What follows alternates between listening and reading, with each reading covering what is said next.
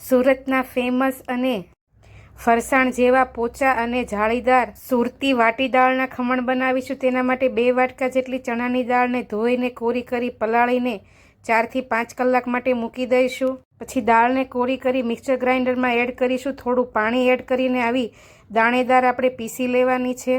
આથા માટે 1 ચમચી લીંબુના ફૂલ નાખી 2 મિનિટ ફેટી લઈ ઢાંકીને ગરમ જગ્યાએ 4 થી 5 કલાક માટે મૂકી દઈશું। તેમાં આદુ મરચાંની પેસ્ટ, હળદર, હિંગ અને મીઠું નાખી બરાબર મિક્સ કરીશું। થોડું બેટર જુદું લઈ થોડું પાણી, ખાવાના સોડા અને 1 ચમચી તેલ નાખી 2 મિનિટ માટે ફેટી લઈશું। હવે સ્ટીમરને સ્ટીમ કરી પ્લેટને ગ્રીસ કરી લઈશું।